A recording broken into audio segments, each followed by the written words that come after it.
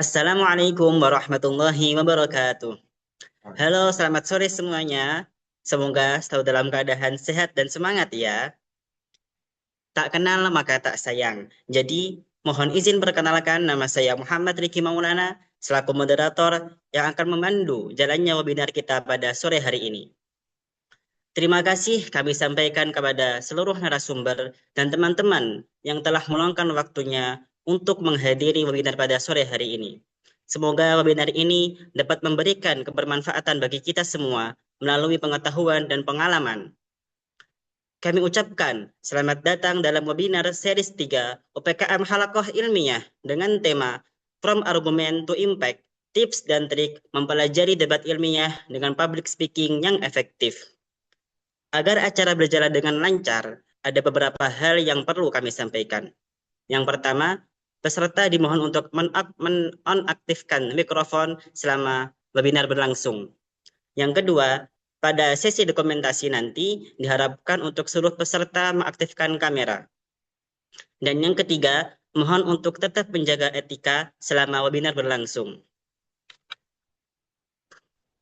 Langsung saja, kita masuk ke sesi utama.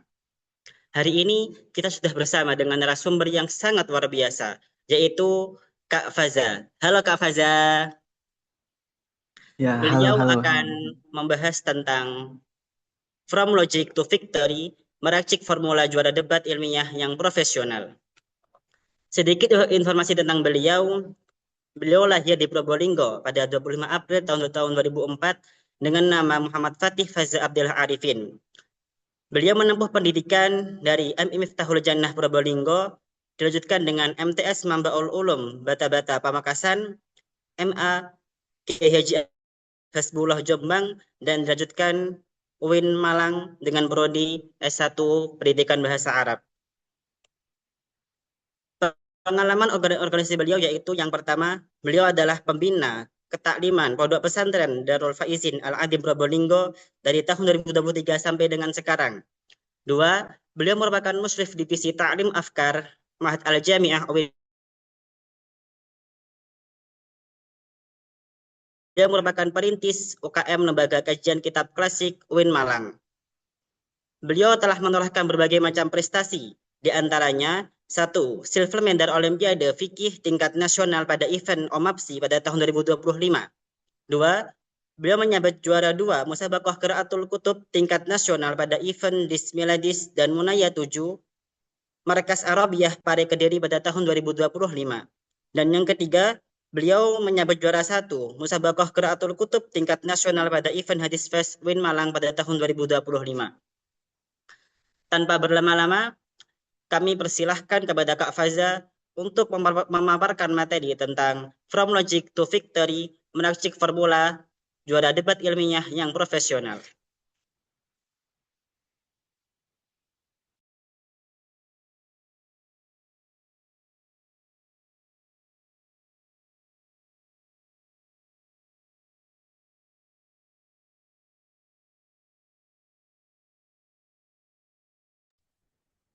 Kepada Kak Faza, kami persilahkan.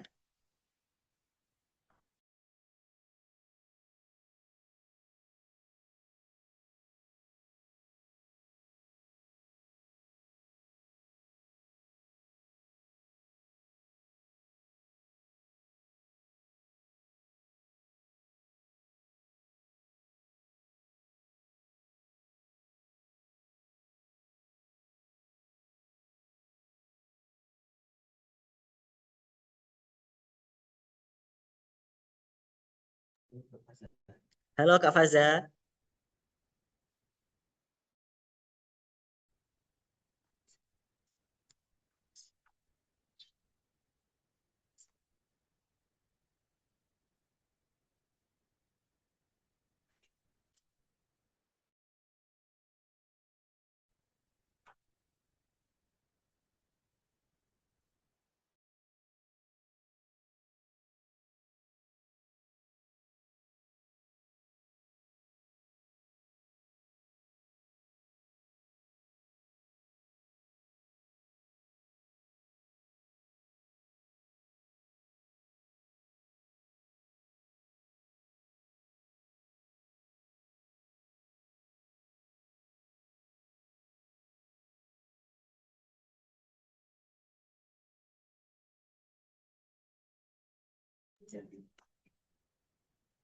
Baik teman-teman semua, mohon ditunggu sebentar karena dari pemateri masih memiliki hambatan terkait sinyal dikarenakan saat ini kondisi di Malang masih turun hujan.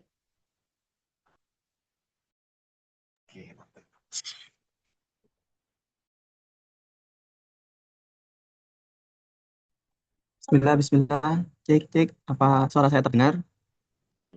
Baik Kak Fazal, soalnya itu sudah terdengar dengan jelas.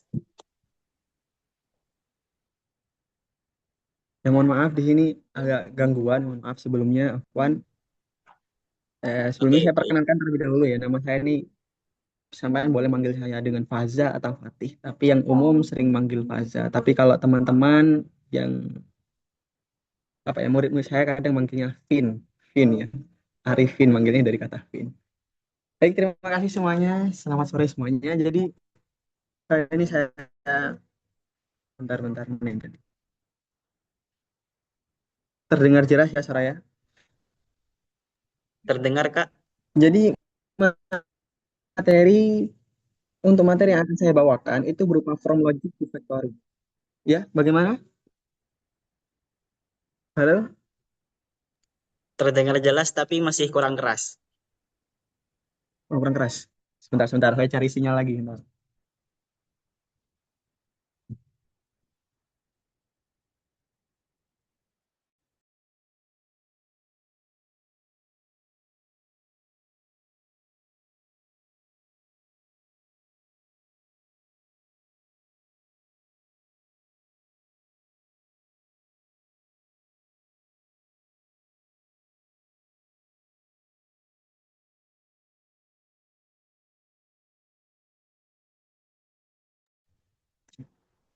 Bismillah, Bismillah. Apa sekarang sudah masih putus-putus atau belum?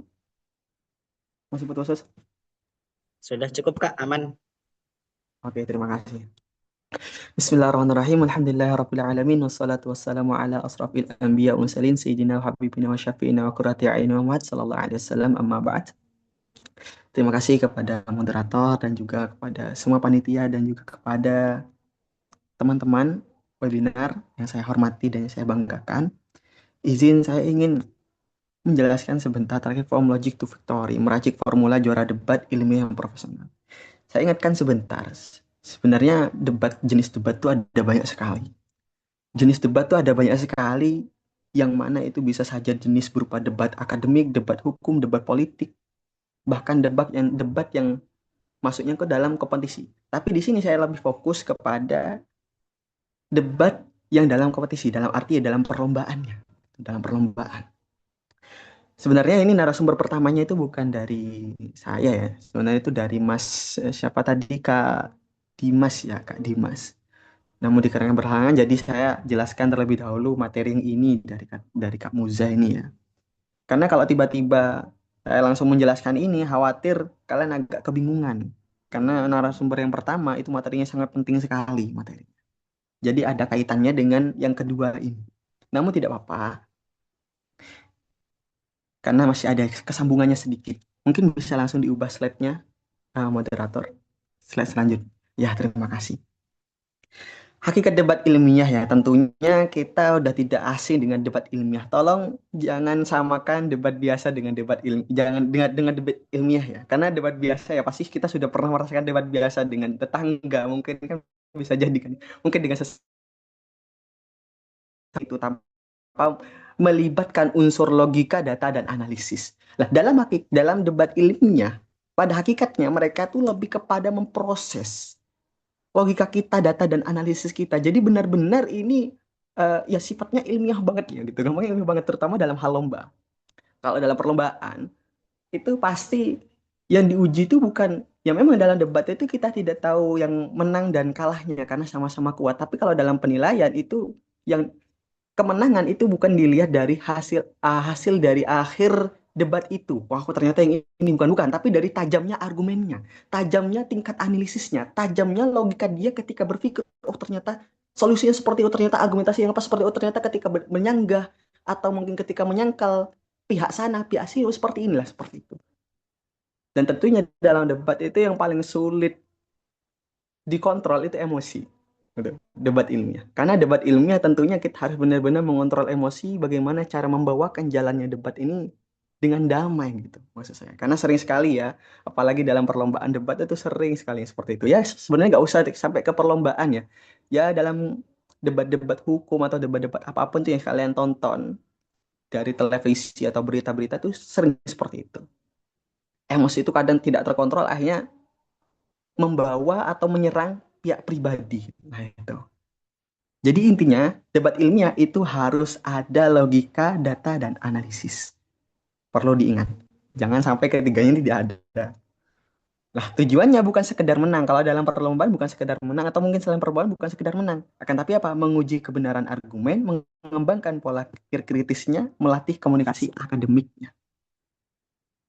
Dan ini yang sangat penting untuk selalu diingat. Karena nanti setelah ini akan banyak sekali penjelasan terkait ini argumentasi bagaimana, lalu possession dan pengelolaan isu itu seperti apa, lalu bagaimana nantinya seni membantah ya, karena membantah atau rebuttal itu nggak semudah yang kita bayangkan sebetulnya. Ya kalau mungkin bagi ini kebanyakan insya Allah dari mahasiswa ya, insya Allah dari mahasiswa udah eh, cerdas dalam memilah dan juga melatih critical thinkingnya gitu ya. Oke silakan bisa dilanjut Mas Moderator.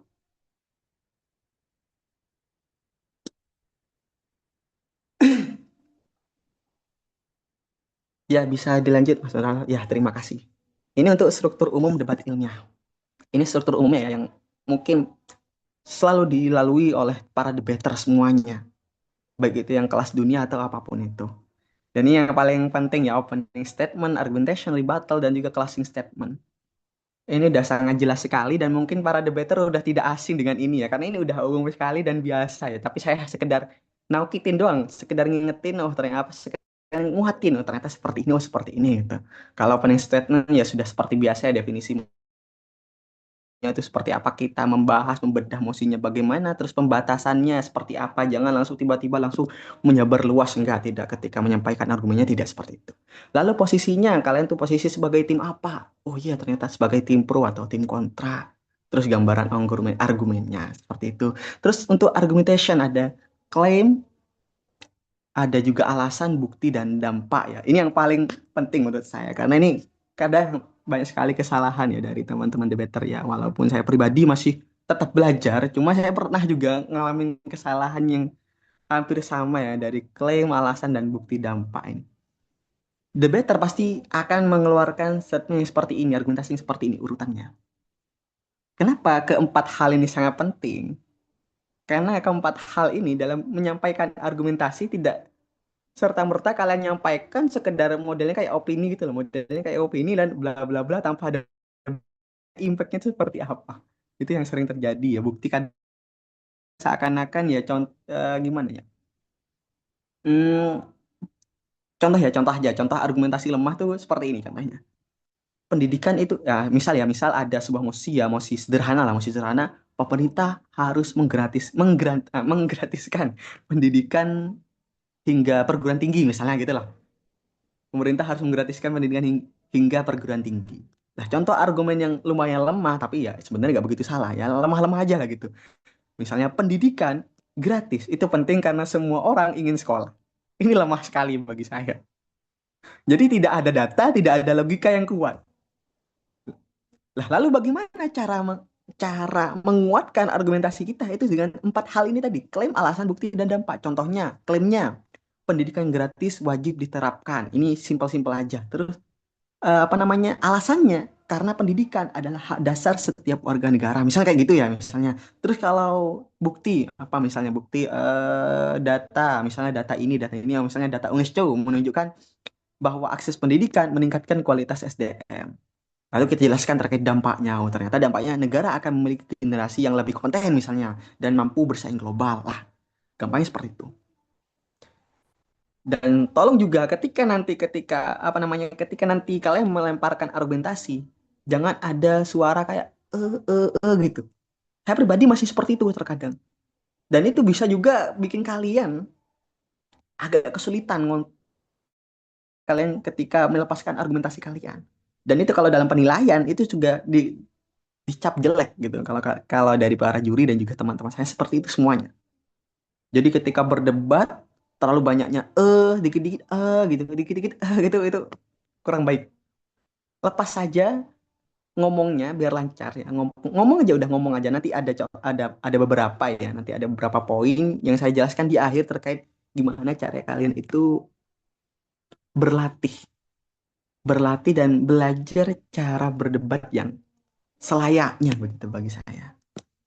Nanti saja, tapi ini sekedar struktur umum debat ini ya. Kok tiba-tiba langsung ke belakang dulu, gak apa itu bisa dilihat nanti saja. Sekarang di battle, menyerang argumen lawan. Ini sudah jelas ya, karena kalau tidak menyerang argumen lawan, apa ya kita serang nanti? Serang juri, serang moderator, ya tidak mungkin lah seperti itu. Terus lanjut ada menunjukkan kelemahan logika. Ini juga sangat penting sekali ya sudah, ya benar-benar sangat penting. Karena kalau kita hanya mendengarkan saja tanpa menyerap pernyataan lawan itu seperti apa dan tidak mengotak-atik nanti bagaimana cara menyerang mereka itu seperti apa hingga sampai jangan sampai itu menyerang pribadinya pihak lawan seperti itu. Terus membandingkan kekuatan argumen. Nah, ini saya hanya menyebutkan tiga karena di battle ini kan seperti sanggahan atau mungkin menyangkal lah gampangnya. Tapi sanggahan bukan berarti sanggahan seperti umumnya kita nyangkal, oh ini bukan perbuatan saya atau apa, bukan seperti itu. Tapi ini sanggahan yang bersifatnya ilmiah dan semuanya itu disertai dengan bukti dan data. Jadi tidak serta-merta langsung kita menyangkal gini-gini dan tidak seperti itu. Lanjut itu ada yang dari closing statement. Nah, closing statement itu udah gampang ya, semua pasti udah paham lah seperti menyimpulkan debatnya, menegaskan kemenangan tim, menunjukkan keunggulan argumen. Ketika closing statement, usahakan jangan merendahkan. Dalam arti merendahkan baik itu merendahkan pihak lawan atau merendahkan diri eh, tim pribadi gitu. Oh, seperti misalnya mohon maaf kan argumen kami kurang kuat, jadi kami seperti ya kayak gimana lah gampangnya itu. Merasa merendah itu jangan. Jadi karena salah kalian harus menunjukkan kualitas kalian, tunjukkan keunggulan kalian dalam berdebat, baik itu dalam opening atau closing statementnya. Jadi harus percaya diri. Entah itu salah atau benarnya, ya gak apa-apa, digas aja dulu buat latihan. Digas aja dulu buat latihan. Karena hampir semuanya kalau kita lihat ya, dalam debater itu hampir ada kedua-dua hal itu. Ada dua hal itu, ada subjektif sama objektifnya. Objektifnya dalam segi data, subjektif masing-masing peran kedua tim itu. Karena nanti kan ada pembahasan terkait sistem debat ya. Sistem debat itu kan ada ASEAN Parliamentary, ada juga British Parliamentary, dan lain sebagainya. Dan itu bukan sekedar sistem debat biasa. Jadi ada perbedaannya jenis debat ilmiah sama sistem debat ilmiah. Itu berbeda. Ya mungkin saja lanjut ke slide selanjutnya. Nah ini yang tadi saya jelaskan ya, sistem debat ilmiah. Yang saya ketahui itu ada 6. Ada British Parliamentary, ASEAN Parliamentary, Copper Debate, Public Forum Debate, Australian Parliamentary, dan Nicola Douglas Debate. Gampangnya, sistem debat ilmiah itu semacam aturan lah, semacam aturan atau mungkin bisa dikatakan format gitu, format jalan debat itu. Dari segi peran timnya seperti apa, terus urutan pembicaranya seperti apa, lalu segi penilaiannya dari mana gitu. Itu gampangnya dari pemahaman sistem debat ilmiah. Dan yang paling sering digunakan apalagi dalam berkompetisi itu adalah British Parliamentary dan ASEAN Parliamentary. Ini sudah bahkan ini digunakan di apa namanya seluruh dunia ya, internasional ini. Seperti contohnya dalam Qatar Debate ya. Qatar Debate itu menggunakan ASEAN Parliamentary. Lomba-lomba juga kebanyakan di Indonesia pakai ASEAN Parliamentary dan juga British Parliamentary. Tapi kadang-kadang yang kebanyakan yang saya ketahui ya, British Parliamentary ini pasti mainnya itu juga dengan apa ya, saya lupa itu. Lebih ke hukum kalau tidak salah. Saya juga kurang pengalaman kalau dengan debat British Parliamentary ini. Tapi kalau ASEAN Parliamentary itu udah banyak sekali. Jadi dua tim, yaitu pro dan kontra. Masing-masing tim memiliki 3 orang. Kalau British Parliamentary itu satu tim 2 orang. Tapi ketika bertanding itu bukan 2 tim, tapi 4 tim langsung terjun di lapangan. Seperti itu kalau British Parliamentary. Dan kalau sisanya ini hampir sama ya seperti Australians ini sama hampir sama dengan ASEAN Parliamentary juga. Dan sisanya saya juga kurang berpengalaman dengan apa namanya debat-debat yang lain ini. Intinya mereka tuh hanya berbeda dari segi sistemnya seperti apa ya, aturan lah ya, aturannya lah gampang aturan begitu. Misalnya dalam aturan apa yang sering umum terjadi tuh. Ya kalau jumlah tim ya memang pasti. Peran pembicara ya juga. Durasi waktu ya terkadang durasi waktu. Kalau British Parliamentary itu ciri utamanya itu 4 tim dalam satu debat. Terus ada 2 tim pro dan juga 2 tim kontra, government dan opposition. Setiap tim pasti terdiri dari 2 orang, itu sudah pasti. Dan setiap sistem debat ilmiah ini itu memiliki keunggulan dan kekurangannya. Misalnya kalau British Parliamentary itu keunggulannya mungkin sangat kompetitif, terus melatih strategi tinggi. Kalau kekurangannya mungkin kurang kompleks ya untuk pemula. Karena kalau pemula tiba-tiba dia tuh ikut aturan dalam British Parliamentary, wah pusingnya minta ampun mungkin karena juga belum terbiasa ya. Ini kompetisi apa namanya yang sering digunakan di kompetisi internasional. Kalau ASEAN Parliamentary, wah ini lebih cocok lah untuk pemula atau pelajar ya seperti kita-kita semua nih enak.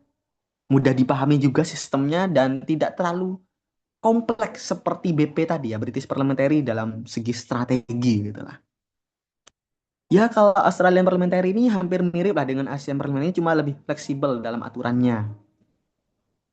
Jadi hampir sama lah. Kalau K-Popper Debate ini mungkin lebih fokus ke apa ya, ke riset sama data. Jadi nanti di sana tuh ada sesi cross apa namanya ya, ya Pak Inggrisnya aku lupa. Intinya tanya jawab langsung nantinya. Jadi dalam K-Popper Debate tuh pasti ada tanya jawab langsung di sana. Kalau keunggulannya sudah pasti ini sangat ilmiah, terus melatih analisis mendalam karena berusaha untuk menjawab tanya jawab menjawab pertanyaan langsung di tempat seperti itu. Ini kompetisi akademik ya biasanya yang sering terjadi sama lingkungan pendidikan formal ini sering terjadi juga. Lah kalau ada kelas debat ini individu ya, individu dalam arti satu versus satu lah gampang itu. Fokus pada nilai dan filosofi. Ya kalau di sini kita jarang make ya, kalau di Indonesia kita jarang make. Cuma kalau di luar itu banyak emang. Terus public forum debat itu 2 versus 2 lah gitu ya. Bahasanya lebih kalau penggunaannya itu bahasanya itu lebih sederhana, jadi topiknya juga aktual. Nggak terlalu ya kompleks juga lah. Jadi aman-aman saja. Oke, kita lanjut slide selanjutnya karena ini waktunya agak molor ya sebenarnya, mohon maaf ya. Teknik mengolah argumentasi menjadi logis. Udah sampai di sini ya, teknik utama. Di sini ada 4 ya. Ada claim, reason, defense, sama impact yang tadi sudah saya jelaskan juga. Dan ketika apa namanya tadi? Prinsip logikanya itu ada kausalitasnya jelas, tidak kontradiktif ya. Antara omonganmu dengan omongan ini dan bla bla bla dalam tim itu juga harus berbasis fakta pastinya. Lalu hindari falasinya. Falasi dalam arti apa ya? Kesalahan logika. Kesalahan logika itu seperti contohnya ad hominem yang tadi saya jelaskan itu menyerang pribadi lawan, bukan argumennya. Ini mungkin sering terjadi, bukan hanya dalam perlombaan, tapi dalam dunia kampus kita ya, ketika kita sedang berdiskusi, tiba-tiba pihak lawan menyerang pribadi kita seperti itu. Atau kita yang malah menyerang pribadi lawan kita, malah bukan argumennya. Ya gampangnya dia tuh alih-alih membantah isi argumen, malah pelaku ini menyerang karakternya gitu kan ya. Latar belakang atau mungkin kondisi pribadi lawan bicara. Ini tolonglah seperti itu. Jangan sampai terjadi. Karena debat itu yang sehat, jangan debat yang tidak sehat gitu kan aneh-aneh kok tiba-tiba menyerang pribadi lawan gitu kan. Contoh simpel apa ya misalnya? Misal eh, saya ngomong lah ke moderator seperti ini. Ketika moderator ngomong argumentasi seperti ini, wah teori perubahan iklim yang Anda sampaikan itu tidak perlu didengar sobat, gitu misalnya. Anda bahkan tidak punya gelar di bidang lingkungan, lah gitu. Misalnya kayak gitulah. Saya tuh berusaha apa membantah argumennya tapi dengan ngikut-ngikut apa namanya? Menyerang gitu, menyerang dari pribadinya sang moderator ini misalnya sang apa namanya? Mas siapa ini moderatornya misalnya? Ya Mas mungkin Riki, Kak. oh Mas Riki ya misalnya gitulah saya menyerang Mas Riki dengan bilang wah Anda ini tidak punya gelar di bidang lingkungan. Misalnya seperti itulah. Ngomong tentang iklim tapi Anda tidak punya gelar di bidang lingkungan kayak gitu saya ngomong seperti itu. Lah ini kesalahan nih, kesalahan luar biasa. Itu gelar seseorang itu tidak membuat argumen benar atau salah. Isi argumen yang harus dibantah dengan data dan logika, bukan dengan menyerang kredensialnya. Ya itu mungkin sering terjadi juga lah ya. Mungkin bahkan dalam seminar juga ya. Bukan mungkin, tapi pasti ada.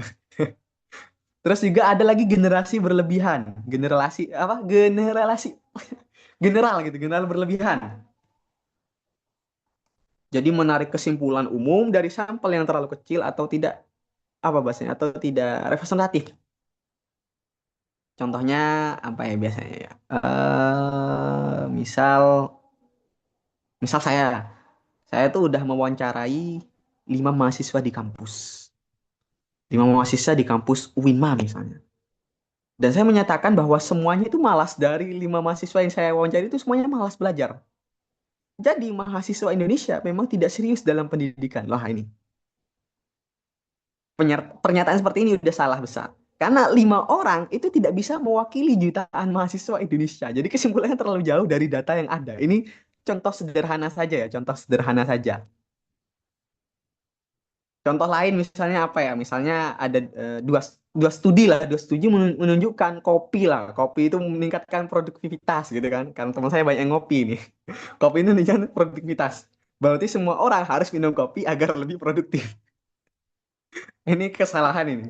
Karena dua studi dengan kondisi spesifik tidak cukup ya untuk berlaku universal pada semua manusia tidak. Lalu yang terakhir adalah false cause. Ini gampangnya ini seperti apa ya?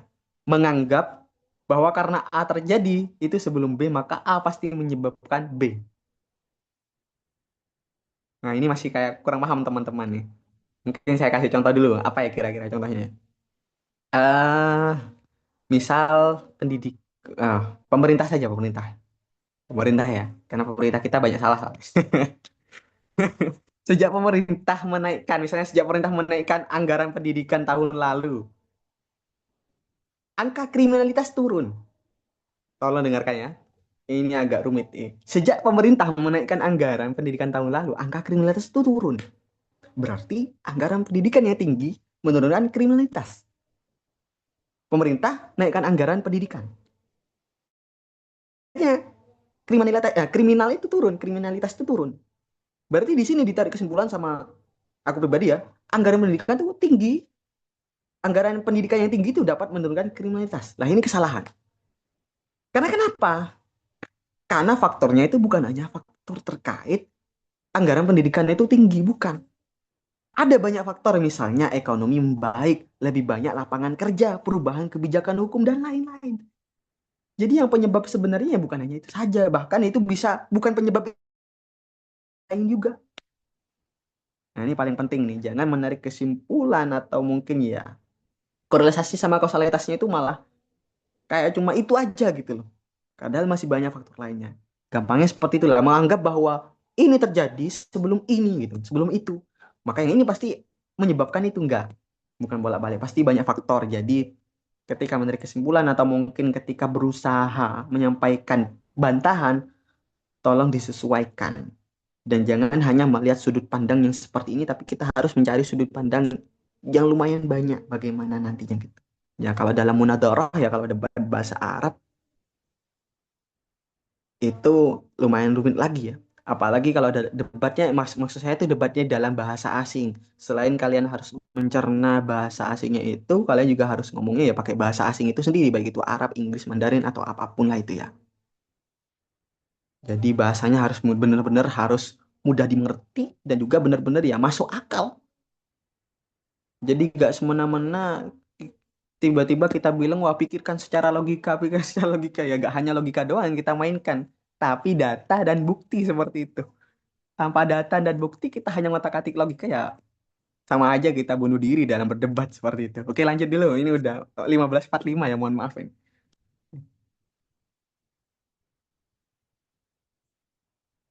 Oh ini contoh mosinya yang tadi ya. Oh ini contoh mosinya. Contoh mosi apa? Contoh teknik argumentasi yang tadi kata saya itu ada klaim, alasan, bukti, dan dampak. Di sini saya kasih contoh pemerintah harus melarang penggunaan TikTok ya. Kalau tadi saya nyontohinnya bukan tentang TikTok, itu tentang pendidikan. Oke, gak apa-apa. Pelarangan TikTok. Nah, ini klaimnya pelarangan TikTok bagi pelajar perlu dilakukan. Alasannya karena penggunaan TikTok secara berlebihan mengganggu konsentrasi belajar. Ini kalau misal kalian ada di tim pro ya. Kalau misal kalian ada di tim pro maka contohnya seperti ini. Banyak penelitian menunjukkan bahwa durasi penggunaan media sosial yang tinggi berhubungan dengan menurunnya prestasi akademik. Terus dampaknya jika tidak dikendalikan, hal ini akan menurunkan kausalitas pendidikan generasi muda. Ini sebenarnya saya singkat-singkat ya teman-teman. Ya buat contoh yang sederhana lah yang benar-benar mudah dimengerti. Karena sejatinya kalau nanti dalam debat ya tidak seperti ini doang. Perlu banyak nanti yang disampaikan dan pasti itu nuntut durasi waktu juga. Jangan kebanyakan juga hingga memakan waktu. Jangan terlalu singkat juga. Kayak dirasa, wah singkat ini kah debatmu seperti itu misalnya. Oke lanjut tidak apa. Kita lanjut saja. Contohnya insya Allah udah bisa dipahami. Oke lanjut ini strategi mengelola isu dan positioningnya. Langkah analisis mosi ini sudah jelas ya, identifikasi kata kuncinya. Terus tentukan aktornya, stakeholdernya, terus tentukan konflik utamanya. Strategi map kontra ya, kalau pro itu pasti fokusnya ke solusi. Urgensi, kalau kontra, serang kelemahan, tunjukkan resiko. Terus ada juga teknik framing, batasi definisi, pilih sudut pandang, tentukan parameter kemenangan. Oke, ini strategi mengelola isu dan positioning ya.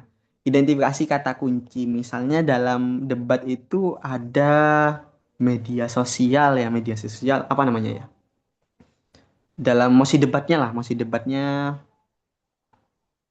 Kalau yang tadi itu pemerintah harus menggratiskan pendidikan hingga penurunan tinggi, hingga perguruan tinggi. Maka identifikasi kata kuncinya adalah menggratiskan pendidikan. Itu bisa jadi pendidikan gratis lah gampangnya seperti itu. Kita harus tahu kata kuncinya lalu tentukan aktornya. Aktornya atau stakeholdernya itu apa aja? Mungkin pelajar, bisa jadi juga masyarakat atau bahkan ke pemerintahan. Terus tentukan konflik utamanya. Konflik utamanya itu di mana? Kita teliti dulu, jangan sampai salah paham terhadap mosi. Kalau dalam perlombaan, ya mungkin kalau dalam mosi-mosi penyisihan belum sampai semifinal atau final, mungkin aman-aman aja. Tapi kalau nanti di akhir, karena kan sudah tidak ada case building ya, tidak ada case building. Case building itu gampangnya apa ya? Persiapan untuk apa ya? Kita menyusun argumen kita gitu. Cuma kalau di akhir kan tidak ada, ya mungkin ada lah case building ya. Tiap anu kan tiap sistem kan berbeda-beda ya. Pasti ada yang punya, pasti ada yang tidak ada, langsung terjun langsung debat di atas gitu di panggung langsung gitu.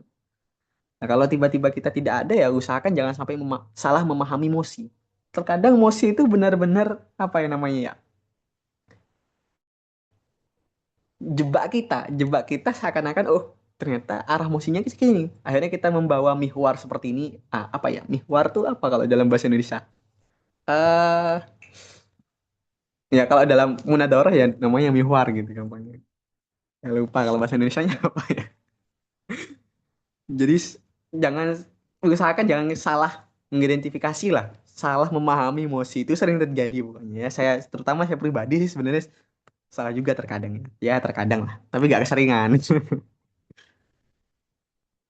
Terus kalau pro ya pasti fokusnya ke solusi, kita cari solusinya seperti apa, tunjukkan urgensinya penting seberapa penting itunya, terus serang kelemahan. Kalau kontra ya pastinya serang kelemahan dari pihak pro itu.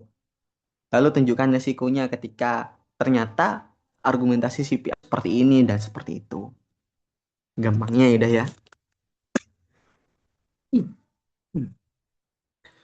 Oh iya, ingin saya sampaikan lagi ya dikit-dikit lah. Intinya kalau dalam debat itu argumen tuh harus masuk akal ini ya, logis terus terstruktur, berbasis fakta dan memiliki dampak jelas. Ini seperti itulah saya ingatkan doang. Nah, untuk nanti apa namanya tadi? Untuk teknik memperkuat argumentasi, ya usahakan ya karena ini tidak ada ya di PPT ya. Usahakan tuh nanti kalian gunakan hubungan sebab akibat. Itu penting untuk memperkuat argumentasi sebab akibat, lalu juga gunakan analogi lah apa kias-kias sederhana gitu kalau dalam istilah syariat atau Islam kan kias gitu kan analogi sederhana lah gitu terus gunakan perbandingan agar kenapa kalau misal kalian dalam perlombaan kalau gunakan analogi sederhana itu malah membuat juri itu lebih mudah memahami gitu mencerna oh ternyata dia itu berusaha memperargumentasi oke nilainya seperti ini gitu gunakan perbandingan lah ini pasti penting juga ya kalau dalam gunakan perbandingan itu.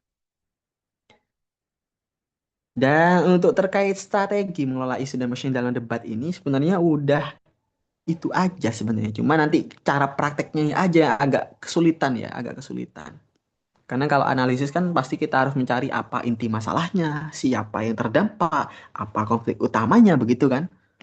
Pastinya seperti itu. Kalau teknik framing ini misal gimana ya tadi ya?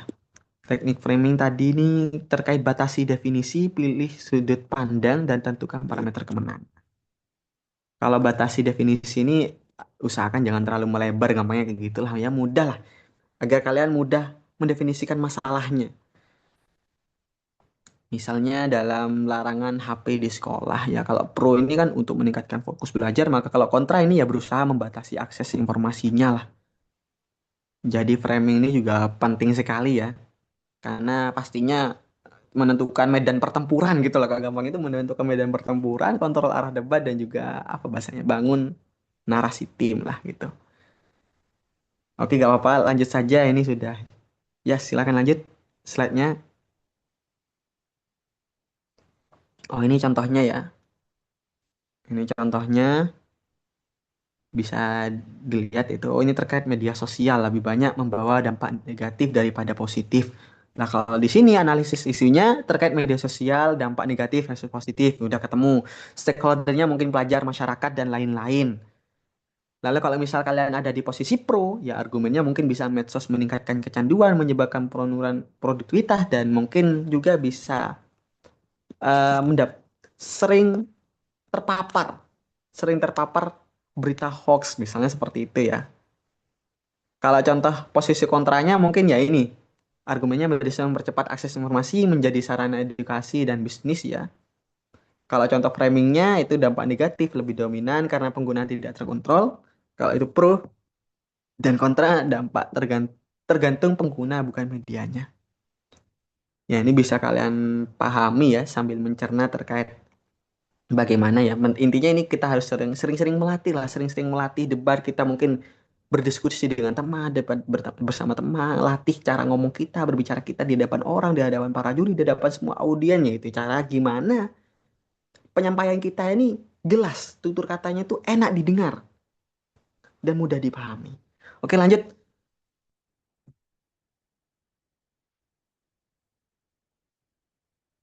Oke, terima kasih. Seni membantah secara elegan. Ya, mungkin ini tambahan dari saya secara elegan gitu ya. Sebenarnya ya udah gak ada seni membantah gitu doang. Cuma tambahan ya bumbu-bumbu manis doang lah secara elegan gitu. Teknik rebuttal dalam arti ya membantah ya, apa namanya, menyangkal. Ada legal rebuttal, terus evidence rebuttal, comparative rebuttal. Prinsip etikanya sudah pasti ya sopan santun, tegas ya. Tegas tuh bukan berarti badan kita itu langsung membungkuk ke depan gitu kan. Dadanya di apa namanya? Ya badan tuh postur tubuh kayak merasa superior gitu. Enggak, maksudnya tegas tuh dalam tutur katanya. Tegas dalam berbicara kebenaran atau data dan bukti itu. Lalu fokus pada ide. Jadi gampangnya ini rebuttal logika itu lebih ke menyerang alur berpikirnya. Karena tadi kan jenis rebuttal tadi bisa ada tiga.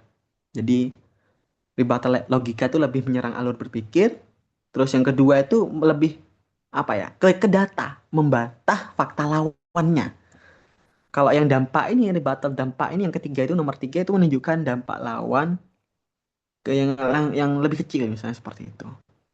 Jadi prinsip elegannya itu di mana? Ya intinya kalian tuh harus fokus pada argumen, gunakan bahasa yang sopan, terus tetap tegas.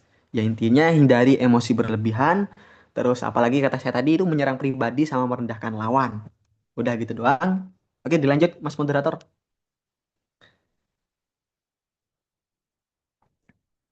Ini contoh situasinya ya. Oke, bisa dibaca di situ. Misal contoh situasinya, pihak lawan itu ngomong media sosial meningkatkan edukasi masyarakat. Maka identifikasinya maka ya jawabannya seperti ini. Ini sekedar contoh ya. Argumen lawan terlalu umum. Terus explain-nya menjelaskannya tidak semua konten bersifat edukatif gitu kan. Displace-nya memang benar media sosial bisa menjadi sarana edukasi, namun faktanya mayoritas bersifat hiburan dan seterusnya gitu. Oke, diloncat saja contohnya. Nah, ini resep rahasia Victory debat ilmiah, mungkin ini yang terakhir ya. Ini ada formula juara dari saya, itu logic dan style. Logic dan style. Jadi logikal, argumen harus masuk akal, organisasi, struktur harus rapi, dan ada berbasis data, ada dampak jelas, tidak kontradiktif, Style, strategic framing, timingnya, manajemen waktunya, your delivery-nya, intonasi dan gaya bicaranya, terus language clarity dan emotional control. Ini yang tadi saya jelaskan dari awal sampai akhir, jadi ini formula formula juaranya.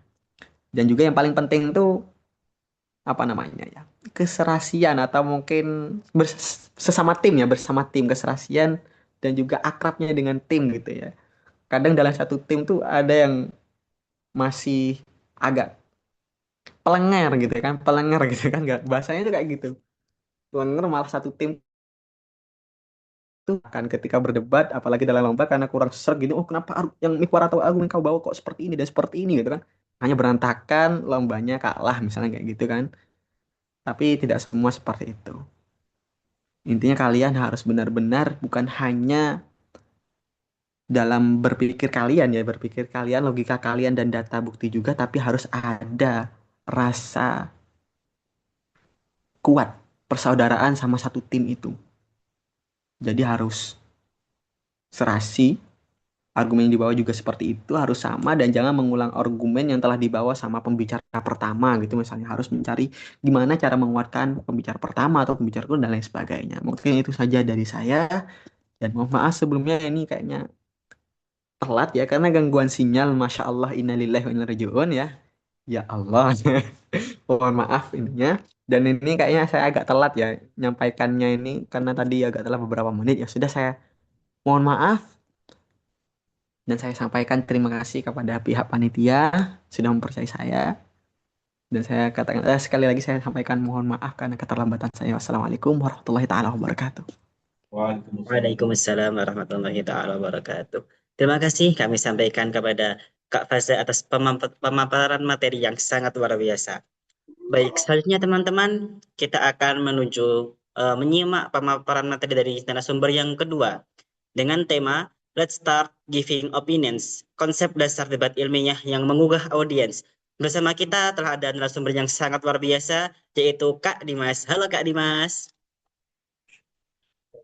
Ya, halo. Baik, sedikit informasi tentang beliau. Beliau lahir di Malang pada tanggal 3 Juli tahun 2006 dengan nama Dimas Trisakto Nugroho. Latar pendidikan beliau menempuh SDN Kauman 1 Kota Malang, SMPN 25 Kota Malang, MAN 1 Kota Malang, dan dilanjutkan dengan UIN Malang S1 Program Studi Pendidikan Agama Islam.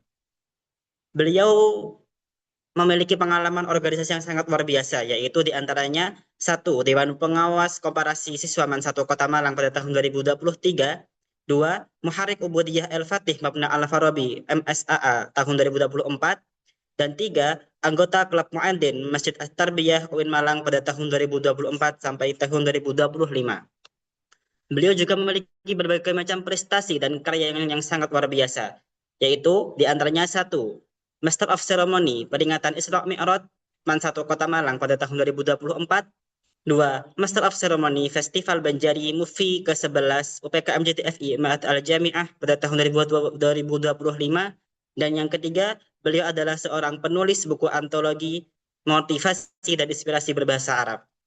Baik, tanpa berlama-lama, langsung saja kami persilahkan kepada Kak Dimas untuk memaparkan materi tentang Let's Start Giving Opinions, konsep dasar debat ilmiah yang menggugah audiens.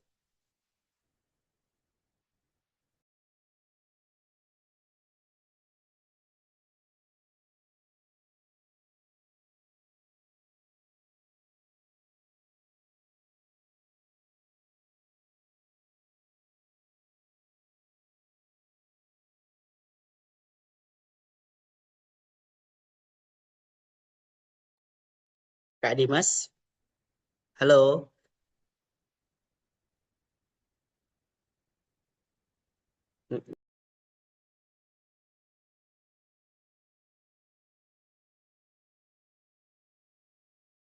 Ya, halo. Oke, Bisa bisa dimulai, didengar Kak? suara saya? Bisa terdengar. Oke, oke. Bismillahirrahmanirrahim. Tadi nyari sinyal. Oke. Assalamualaikum warahmatullahi wabarakatuh.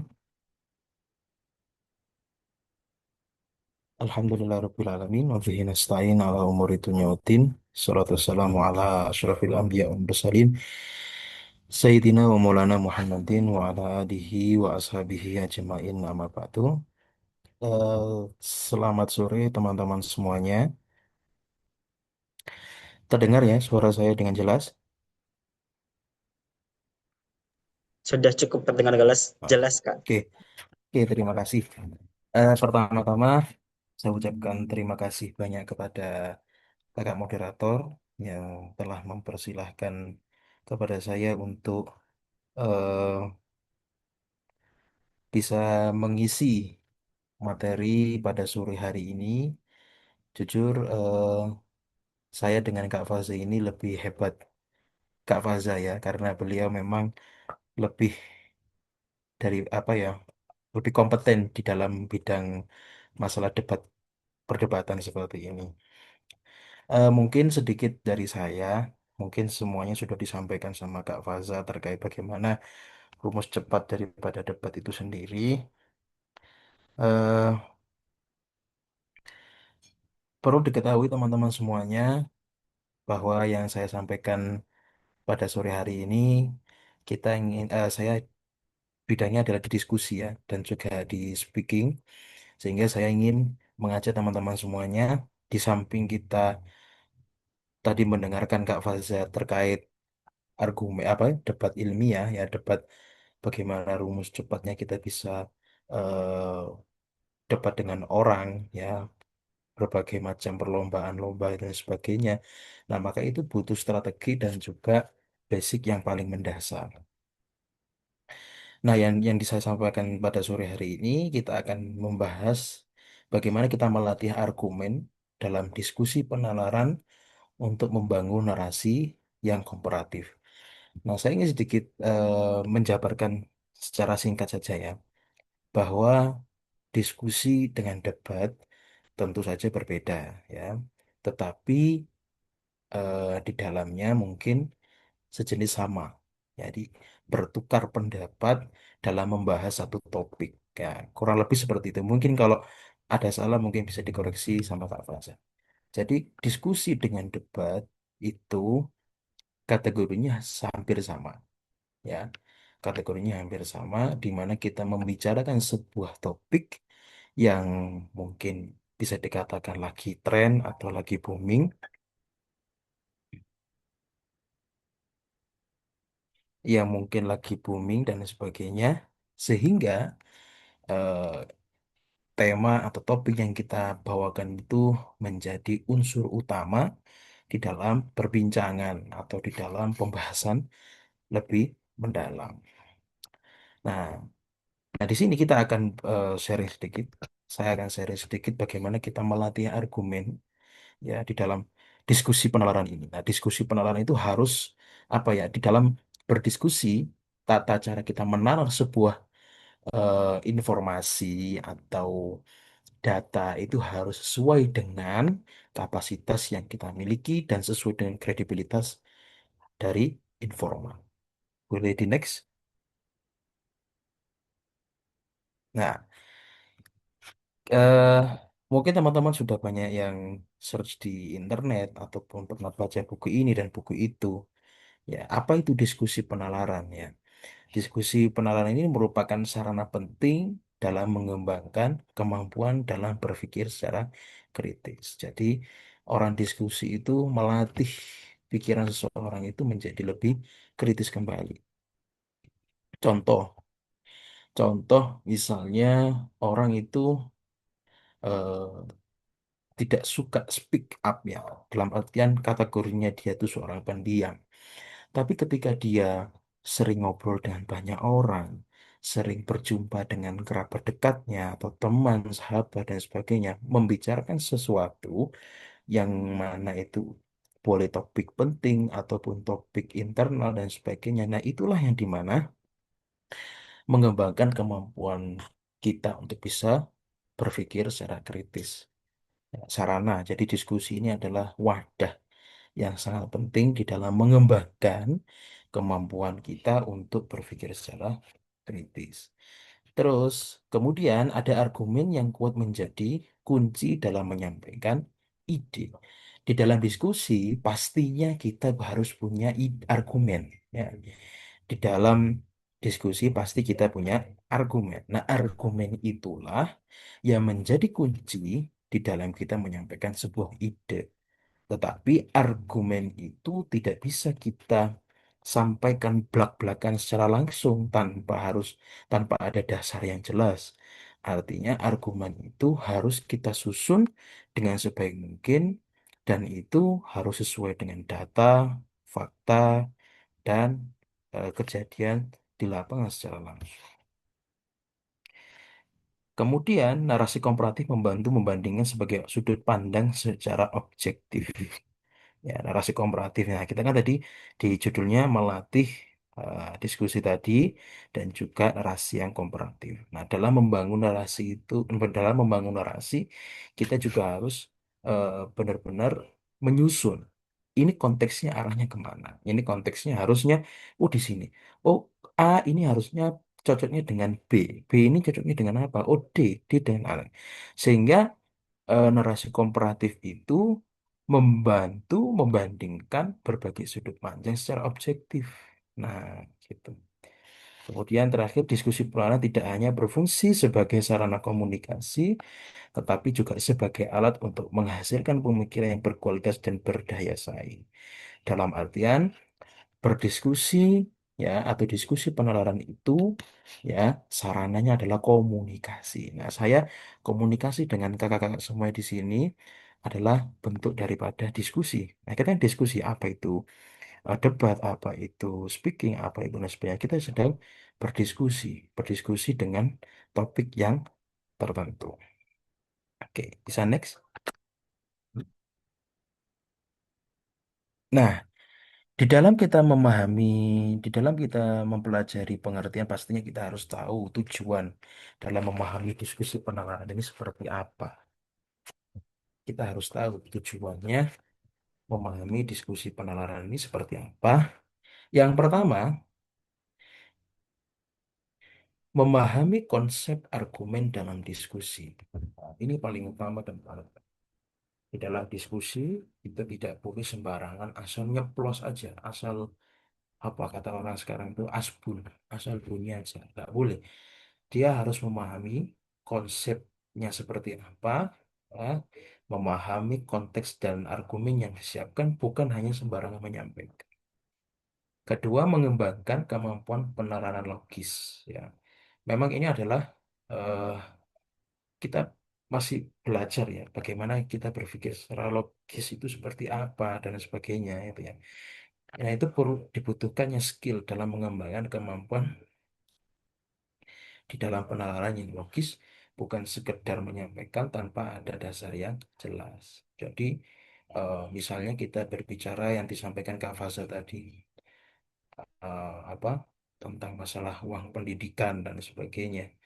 Nah, kita harus sesuai dengan topik yang disebutkan tadi. Kalau misalnya uang pendidikan dipotong hanya untuk permasalahan MBG, tiba-tiba kita menyaut atau kita menanggapi, oh itu sebenarnya adalah gabungan dari sebuah pendidikan. Oh, nggak bisa, nggak nyambung akhirnya, ya kan?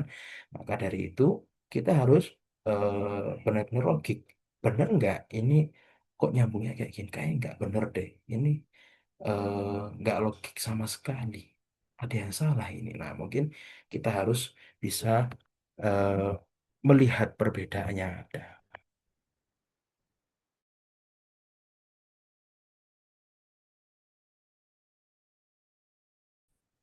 Tiga, itu melatih penyusunan yang kreatif. Mencoba untuk narasi dan aktif sesuai dengan apa yang disediakan. Dalam artian, eh, kita harus bisa menyusun narasi ini dengan baik, sesuai dengan apa yang ingin kita sampaikan. Ya, misalnya kita mencoba untuk diskusi, mohon maaf ya, mohon maaf. Eh, Uang mahal 10 juta, larinya kemana? Nah, misal diskusi kita tentang seperti itu, misalnya. Nah, kita harus benar-benar ketika berdiskusi tentang hal itu, narasi yang kita akan sampaikan itu harus sesuai dengan fakta yang ada. Narasi komparatifnya itu harus disusun dengan baik. Tidak boleh kita tiba-tiba uang mahal 10 juta dilarikan kemana. Boleh jadi uang 10 juta mahal itu digunakan untuk ini, untuk beli makan, untuk beli tidak komparatif.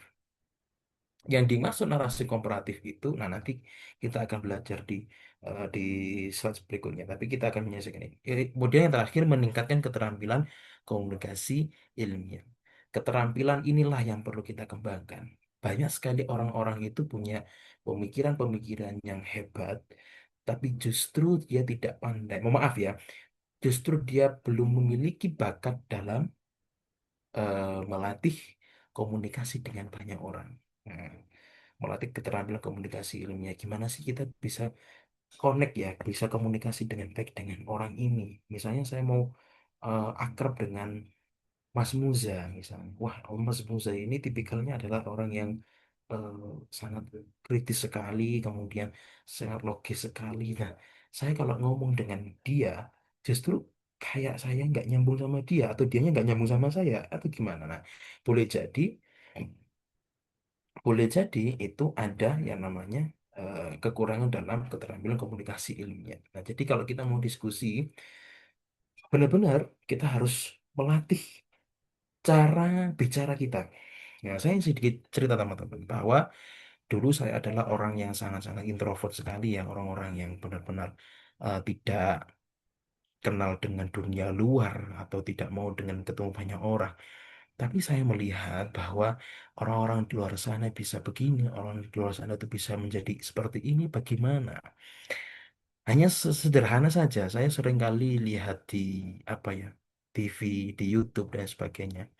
Orang diskusi, orang eh, berbicara kok bisa lancar seperti ini, ilmunya dari mana? Nah, dari situlah saya mencoba belajar terus sehingga speaking saya mulai sedikit terlatih dan terlatih, dan akhirnya eh, saya berusaha untuk belajar kembali untuk mencoba mengeluarkan kalimat-kalimat yang mungkin sedikit kompleks ya, kalimat-kalimat yang kompleks yang mungkin tidak bisa, bukan tidak bisa, tapi tidak semuanya orang-orang tahu dengan kalimat ini. Saya coba untuk mengkaitkan ini cocok nggak, ini enggak. Nah, itu cara di mana kita bisa mengembangkan keterampilan komunikasi secara ini. Jadi next,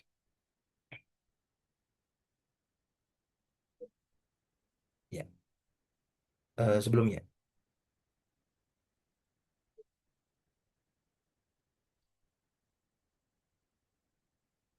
oh ya, setelahnya berarti setelahnya. Oke, oke, oke, oke, cukup. Ini saya dikasih waktu berapa menit? 30. Sampai 16.30, Pak. 16.30. Oke, oke. Kita agak percepat ya. Nah, sekarang kita akan mengetahui bagaimana kita cara berargumen dengan baik. Kita harus pahami dulu. Argumen adalah pernyataan yang disertai alasan atau logika, digunakan untuk meyakinkan orang lain berdasarkan fakta, data, atau analisis. Oke, sampai sini sudah mulai paham ya, karena saya tidak mau menggunakan kalimat definisi yang terlalu rumit, sehingga saya tidak mau teman-teman jadi gak paham. Dari sini saya sudah paham. Argumen itu pernyataan. Oke, paham ya sampai sini? Argumen itu adalah pernyataan. Ketika ada berdebat, oh ini pernyataan si A begini, maka Anda harus menyampaikan argumen. Ingat, argumen adalah pernyataan. Pernyataannya itu harus sesuai dengan apa yang disampaikan. Oh, saya ingin membantah si dia. Ini bukan debat, saya ingin apa ya, menambahkan. Oh, gini loh. Di dalam buku ini, di dalam peraturan perundang-undangan ini, di dalam penelitian ini dijelaskan. Sehingga argumen itu benar-benar dirangkai, ya, dirangkai menjadi satu yang sesuai dengan fakta, data, analisis. Ya, data, fakta, analisis. Fakta di lapangan dia seperti A, datanya itu B, analisisnya itu seperti ini. Loh, kita berbicara fakta dan data. Loh, secara logika kita harus begini. Nah, begitu. Jadi melatih argumen itu, eh, pernyataan atau argumen itu seperti itu. Membuat pernyataan harus disertai alasan. Alasanmu kenapa kamu tidak setuju bahwa Pilpres itu harus diulang kembali 2 putaran? Oh, alasannya begini. Logikanya adalah begini. Secara logika itu begini. Faktanya bahwa masyarakat itu tidak setuju begini, begini, begini. Datanya ini datanya. Berdasarkan dari Kompas TV atau Kumparan dan sebagainya, Detikcom. Nah, ini seperti ini. Analisismu seperti apa? Nah, setelah saya analisis bahwa mereka begini-begini. Nah, itulah yang dinamakan argumen. Ya, argumen adalah pernyataan yang disertai logika atau alasan untuk meyakinkan seseorang. Oh, ternyata begitu ya. Oh, begitu ya. Ya. Sama halnya dengan debatnya tadi yang disampaikan Kak Faza. Mungkin hampir sama. Kita menyampaikan pernyataan main. Misalnya kita tim pro, tim B atau tim kontra. Tim kontra menyatakan seperti ini. Nah, kita sebagai tim pro harus menyatakan sebaliknya. Bahwa kejadian di lapangan itu seperti ini. Bahwa secara logika itu begini. Secara fakta ini begini. Datanya begini. Nah, di debat bahasa Indonesia atau di debat ilmiah pasti menggunakan fakta dan data. Kemudian ada struktur dasar argumen. Ya, pertama ada klaim, alasan, bukti, kesimpulan. Ini dasar, lima dasar. Sebenarnya masih banyak lagi. Kita mengklaim, mengklaim dalam artian mengklaim eh, pendapat seseorang yang mungkin secara garis besar sama dengan apa yang kita sampaikan. Oh, kita klaim. Ini ternyata masuk akal.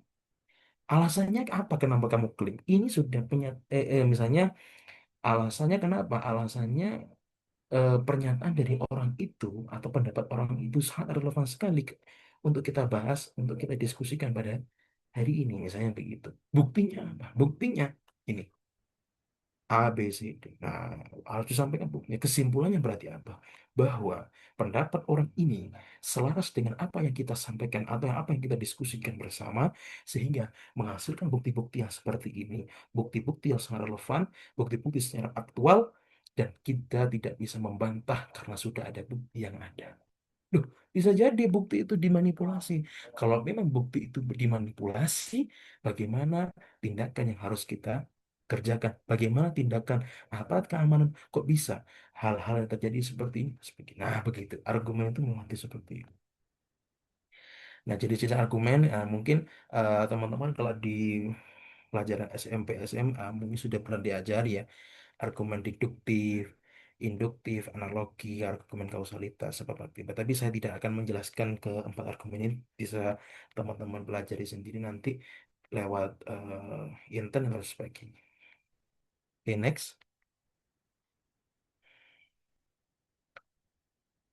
Nah, penalaran dalam diskusi. Penalaran adalah proses berpikir logis untuk menarik kesimpulan yang sesuai dengan faktual terjadi di lapangan, sekaligus sesuai dengan argumen bersumber dari terpercaya, bukan mengambil dari contekan-contekan palsu. Wah, ini kalimat-kalimat ini harus ya dipahami secara mendalam. Kalau waduh ini gak jelas pernyataannya gimana. Nah, ini saya jelaskan. Penalaran itu proses berpikir logis. Kita menalar, misalnya menalar sebuah kalimat yang mungkin kita tidak bisa eh, apa ya kita tidak bisa jelaskan secara, aduh, gak nyampe otak saya sampai itu, pikiran saya gak nyampe lah istilahnya. Nah, di sini adalah fungsinya penalar.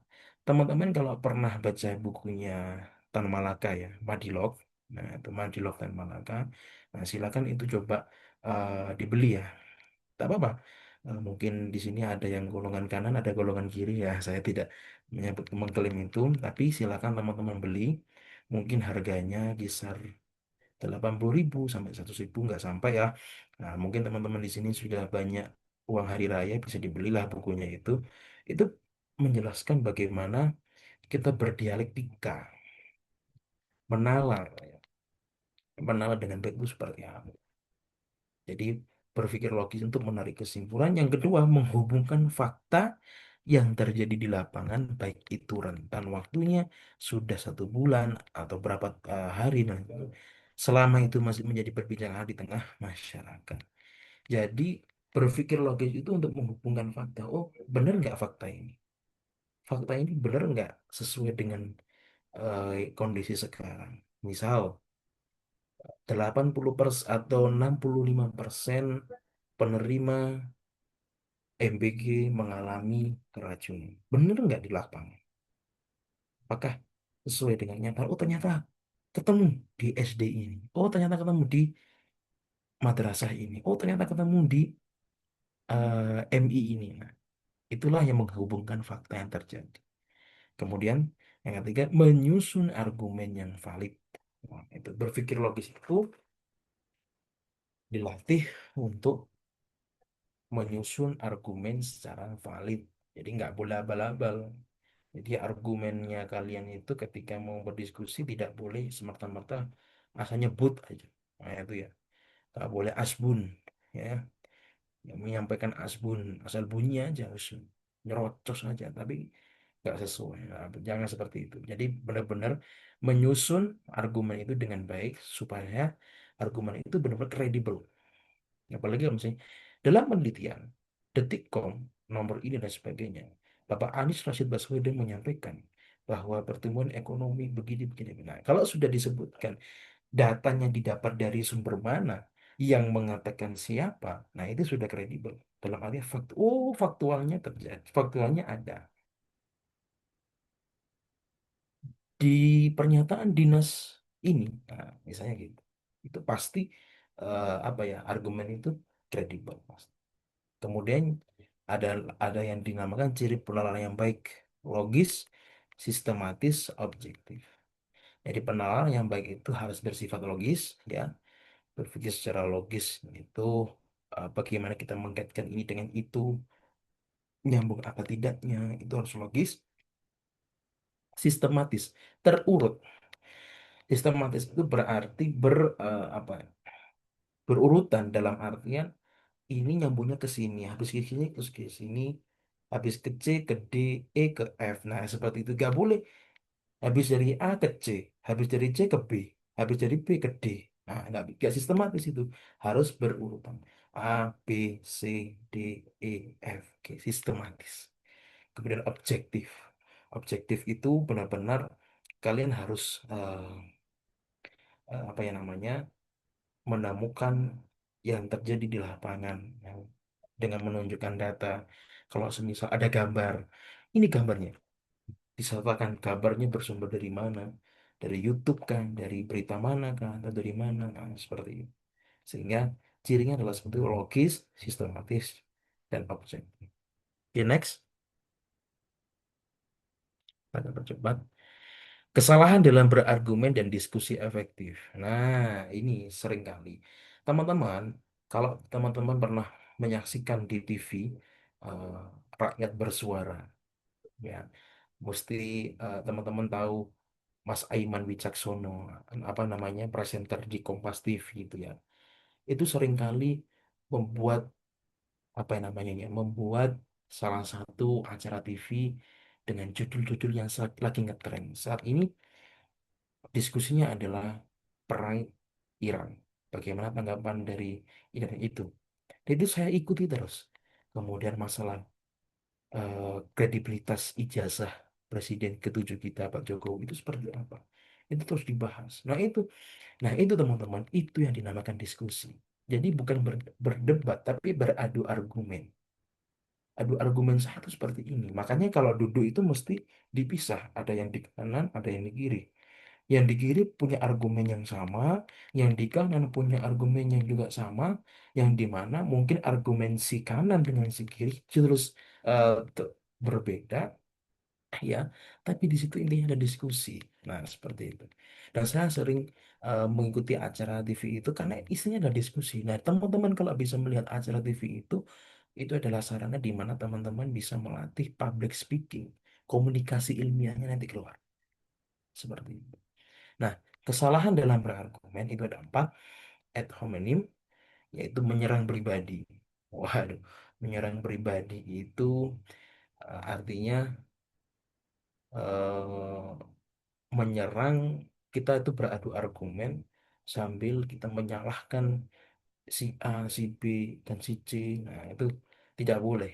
Nah, ini kesalahan dalam berargumen. Kemudian ada generalisasi yang berlebihan. Nah, nggak boleh. kita dalam menyusun argumen itu tidak boleh yang terlalu muluk-muluk sehingga orang-orang itu wah kita terlalu berlebihan ini sungguh terlalu. Nah, saya seperti ini. Kemudian false cause-nya itu atau sebab akibatnya bisa jadi salah. Ya, ini akibat orang yang salah dalam berargumen itu sebab akibatnya menjadi salah. Sebabnya apa? Akibatnya begini. Ya, akibatnya apa? Sebabnya ini, akibatnya begitu yang bisa jadi seperti itu.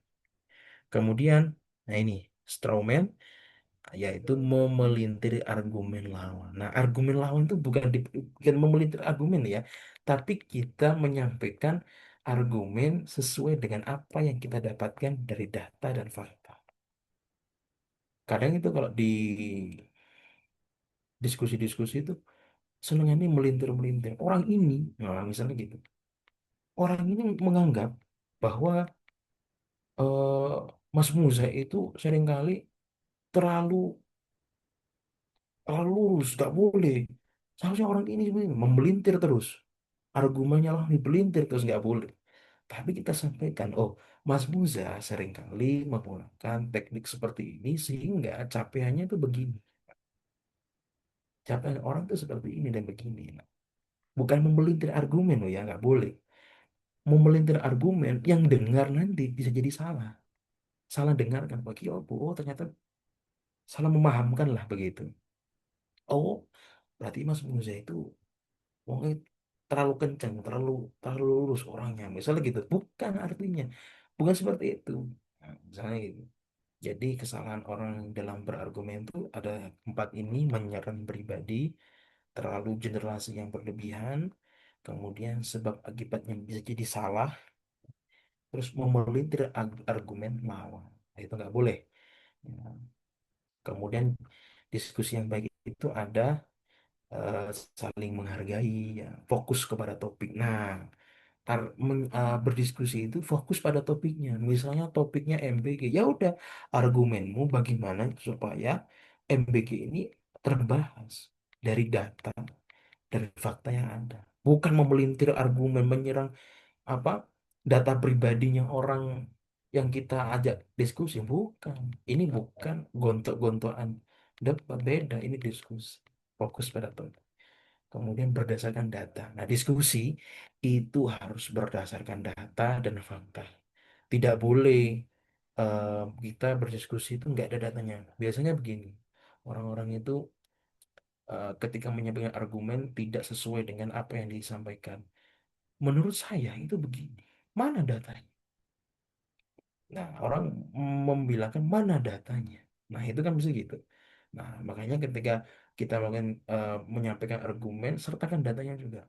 Menurut Kompas TV yang disampaikan oleh presenter Mas Aiman Wicaksono kemarin di dalam diskusi Rakyat Bersuara bahwa perang Iran dan Amerika menyebabkan krisis pertumbuhan ekonomi yang sangat signifikan. Dan ini sudah dijelaskan, dijabarkan di dalam oh, buku ini dan di sini. Nah, begitu. Bukan kita melintir atau eh, supaya lawan itu, oh iya, dia punya ini, dia punya bukti ini, dia punya bukti. Seperti itu. Kemudian berdasarkan data terbuka terhadap kritik. Orang yang didiskusi itu harus menerima kritik yang dia terima. Misalnya Mas Riki, misalnya Mas Riki sebagai moderator ya. Diskusi begini, "Nah, Mas Riki ini orangnya sangat kalem, kemudian diskusi apa sangat terbuka sekali pemikirannya sehingga benar-benar begini-begini. Karena kritik yang itu kan yang baik, biasanya yang ya, mohon maaf ya Mas Riki, ya, biasanya yang buruk-buruk itu misalnya, oh Mas Riki ini terlalu belibet orangnya. Oh, no, no. Jangan kritik yang langsung mengedownkan dia, tapi buatlah kritiknya seolah-olah itu mengembangkan untuk pengembangan skillnya. Oh, Mas Riki ini lebih baik eh, ketika adakan diskusi seperti ini harus sesuai dengan prosedur yang telah ditentukan. Nah, Mas Riki juga harus menghubungi Ketua Umum UPKM Logo Ilmiah untuk mengadakan program ini secara berkelanjutan. Nah, begitu. Itu namanya kritik. Seperti itu. Terbuka terhadap kritik. Oke, next. Ya, satu lagi ya. Oke. Pengertian narasi komparatif. Nah, ini narasi komparatif yang tadi kita jelaskan, saya jelaskan sedikit aja ya, bahwa narasi komparatif itu penyajian informasi dengan cara membandingkan argumen satu dengan argumen dua, ya. Penyajian informasi dengan cara membandingkan argumen satu dengan argumen dua, mengkaji persamaan dan perbedaan, yang tujuannya itu memberikan pemahaman yang lebih luas. Jadi itu ya, misalnya argumen A, argumen B, kita bandingkan, kita cari persamaannya, oh ternyata hampir sama. Oh, kita cari perbedaan-perbedaannya sedikit. Nah, kita simpulkan sehingga pemahamannya itu menjadi lebih lebar lagi. Oh, pemahaman dari argumen A, argumen B terjadi persamaan. Perbedaannya adalah begini dan begini. Sehingga dapat kita simpulkan bahwa mereka berdua ini memiliki argumen yang sangat signifikan sekali untuk begini. Nah, seperti itu. Kemudian tujuan narasi komparatif itu memberikan perspektif yang seimbang, membantu pengambilan keputusan dan menghindari bias. Next. Nah, struktur narasi komparatif itu ada pengantar, objek yang dibandingkan, kriteria perbandingan, analisis persamaan, dan analisis perbedaan. Nah, ini adalah struktur narasi komparatif. Kalau saya jelaskan lebih lanjut, tambah lebih lama ya, karena waktunya sampai sekali. Next. Nah, teknik menyusun argumen komparatif. Nah, yang pertama, tentukan topik yang jelas. Ya, kan? Tentukan topik yang jelas. Misalnya topiknya tentang dana haji, kalau dikorupsi itu gimana? Nah, topiknya itu berarti teman-teman ketika menyusun argumen komparatifnya sesuai dengan apa yang disampaikan dalam topik itu tadi. Gunakan data yang valid. Data yang kamu ambil itu harus sesuai dengan apa yang kamu akan sampaikan. Data dari mana? Oh, dari KPK, dari Detikcom, oh dari ini, dan sebagainya. Datanya harus valid. Kemudian bandingkan secara adil, argumen satu menyatakan seperti ini, argumen dua menyatakan seperti ini. Oh, terjadi kesamaan. Nah, berarti ambil titik tengahnya. Perbedaannya sama nggak? Oh, ternyata beda. Ini dari sini ke sini. Artinya mengambil jalan yang lebih, jalan yang tengah, bahwa ini digabungkan sama. Seperti itu. Hindari subjektivitas. Jangan terlalu berlebih-lebihan dalam subjektivitas. Kemudian proyeksi keuntungan, ya, atau dalam ini adalah membaca dan memahami isu, mengumpulkan data, menganalisis informasi, menyusun argumen dan menguji argumen. Seperti itu ya, membaca dan memahami isu yang terjadi, datanya dikumpulkan, analisis informasi yang ada, kemudian disusun argumennya, oh disusun, wih, gini. Terus diuji argumennya benar apa tidak. Seperti itu. Next. Nah, yang terakhir, tantangan dan solusi adalah yang pertama, gunakan bahasa yang baik.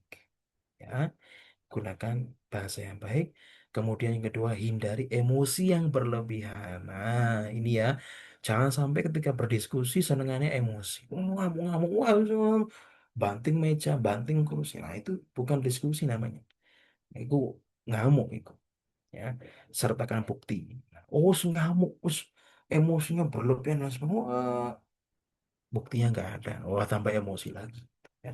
Jadi harus disertakan bukti yang jelas. Kemudian dengarkan lawan bicara. Nah, ini sesuai dengan adab, sesuai dengan apa tata krama. Jadi ketika orang menyampaikan, dengarkan dulu, jangan dipotong. Ya, misalnya diskusi ini, saya mau jelaskan begini. Oh, itu salah. Nah, tiba-tiba dipotong tengah. Gimana orang, perasaan orang itu tiba-tiba di tengah dipotong. Oh, itu salah, ini salah. Gak boleh. Jadi dengarkan lawan Anda berbicara terlebih dahulu. Oh, sambil dianalisis argumen orang ini mengarahnya kemana ya? Kok tidak sesuai dengan apa? Oh ya, ini sesuai dengan apa yang sudah saya analisis sebelumnya. Begini, begini, begini, begini, begini. Oke, setelah lawan selesai bicara, baru Anda sampaikan.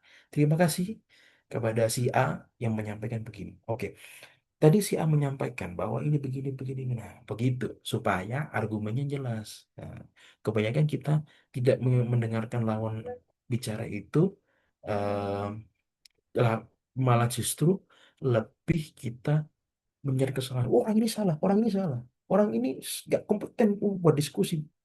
Disuruh pulang. Nah, itu salah. Padahal kita ingin mendengarkan apa yang disampaikan itu tadi. Oke, yang terakhir,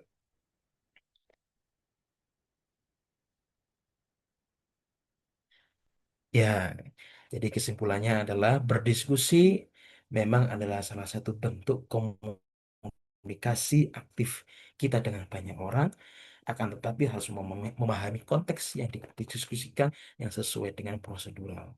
Kemudian menyusun narasi yang komparatif itu sangatlah mudah. Yang terpenting kita mau untuk melatih dan mencoba. Jangan sampai memuat dari sumber-sumber yang asing atau yang tidak kredibel.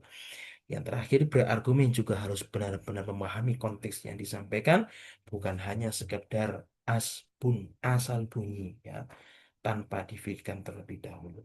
Terima kasih. Sedikit kata-kata dari saya. Argumen yang kuat bukan yang paling keras, tetapi yang paling logis dan berbasis fakta. Terima kasih. Kurang lebihnya mohon maaf. Saya kembalikan ke moderator. Assalamualaikum warahmatullahi wabarakatuh. Waalaikumsalam warahmatullahi wabarakatuh. Terima kasih banyak kami sampaikan kepada Kak Dimas dan Kak Faza atas penyampaian materi yang sangat insightful dan mudah dipahami.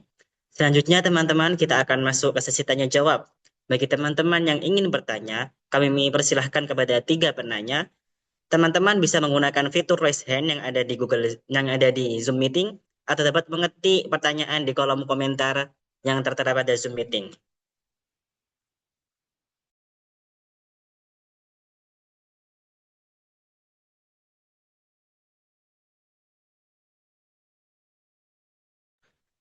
Baik, mungkin dari Kak Mukit dipersilahkan untuk menyampaikan pertanyaannya. Mohon Boleh, untuk on cam. boleh pakai audio berarti ya? Silahkan. Oke. Bismillahirrahmanirrahim. Mungkin langsung ke pertanyaannya kepada Kak Faza ini. Lebih kepada Kak Faza. Tapi juga berhubungan dengan diskusi. Pertanyaannya begini. Itu kan kalau berdebat, kedua posisi itu dimenangkan, harus dimenangkan dengan cara argumen yang kuat. Tapi kalau seandainya ada sebuah kondisi yang memang secara fakta itu betul-betul yang anggaplah yang pro yang menang, tapi yang kontra itu diasumsikan kalah karena berdasarkan itu ini kalau pro ini udah menang mesti yang kontra kalah itu kalau seandainya saya di posisi kontra bagaimana cara menghadapinya. Terima kasih kalau uh, kurang jelas. Kak Faza, apakah bisa dipahami? Kak Faza mana? Halo Kak Faza. Iya, ya, maaf, bagaimana? Begini Kak, kalau seandainya saya kalau seandainya pada situasi debat itu memang yang pro itu diunggulkan atau memang secara apa ya, secara logika kalau memang itu yang menang, pro yang menang, dan saya ada di posisi kontra. Nah, bagaimana cara mengatasi itu, Kak? Oke. Ini langsung saya jawab atau bagaimana? Langsung silahkan Kak. Jadi ini lebih ke emosi begitu. Siapa tadi namanya? Mas. Kak Mukit. Oh iya, Kak Mukit. Ini pertanyaannya lebih kepada itu ya. Misalkan pihak pro itu memang sudah dinyatakan menang gitu ya. Dinyatakan memang posisi mereka benar-benar baik banget gitu. Di posisinya sebagai lihat dari posisinya itu mereka kayak menang banget gitu kan dari pro-nya kan ya, gitu kan. Lalu si Iya, pihak iya. kontra ini tidak didukung sama sekali dengan mosinya. Jadi orang-orang malah mengasumsikan wah ini kontra ini pasti sudah jelas kalah begitu maksud sampean. Iya, Kak. Seandainya saya di posisi kontra itu bagaimana caranya? Cara agar bisa untuk memenangkan perdebatan itu, untuk mempertahankannya begitu maksudnya. Angge. Oke, Bismillahirrahmanirrahim, saya izin menjawab. Jadi begini, seringkali kita melihat mosi itu terkadang tidak terlalu mendukung ya. Karena ini kan pasti ada mosinya ya, atau mungkin kalau di dalam diskusi itu ada deskripsi masalah, atau dalam Basul Masail atau Basul Kutub itu juga ada deskripsi masalah. Terkadang deskripsi masalah atau mungkin mosi itu tidak mendukung di salah satu pihak. Tapi satu pihak dia itu sangat didukung banget, misalnya seperti itulah. sangat didukung banget misalnya. Mosinya seputar apa ya kira-kira yang terjadi itu ya terkait penutupan pabrik rokok begitu ya atau mungkin apalah. Ternyata yang pro ini sangat dapat keunggulan luar biasa dari Mosinya. Oh, ternyata kita punya argumen yang luar biasa banyak dan penguatnya itu banyak. Sehingga tim kontra ini sulit. Wah, bagaimana caranya kita untuk bisa mempertahankan? Karena di sini tujuannya udah si kontra ini bukan berarti kita harus benar-benar memenangkan dengan cara mencari bukti yang bohong ya gitu kan, data bohong kan kadang sering terjadi ya kalau kalian kalian tuh masuk lomba debat pasti tuh kalian kadang ngasal-ngasal. Saya pribadi pernah ngasal soalnya, pernah ngasal membuat data palsu ternyata juri itu tahu.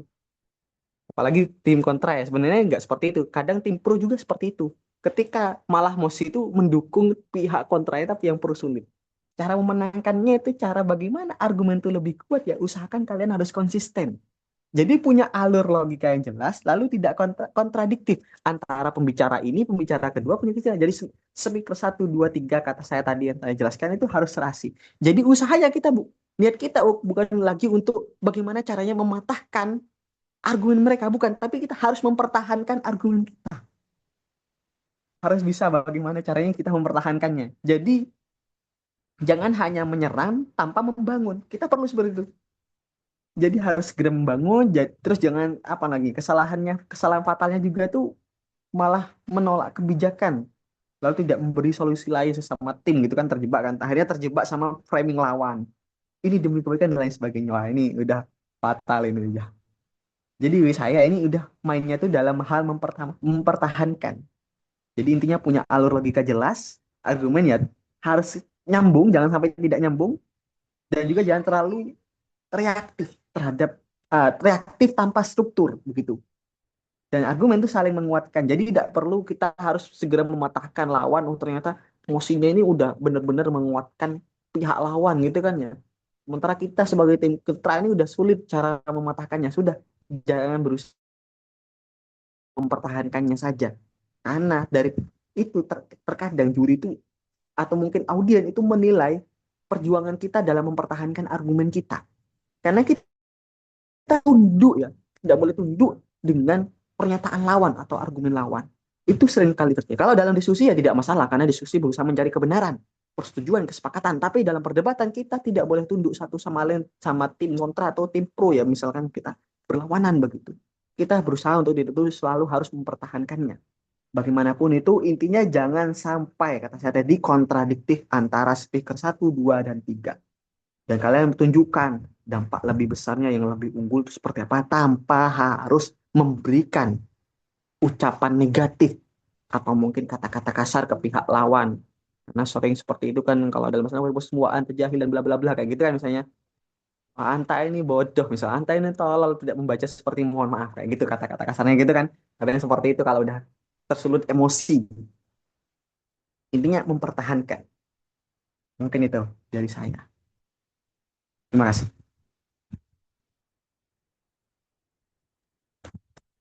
Bagaimana dari Kak Mukit? Sudah cukup memuaskan?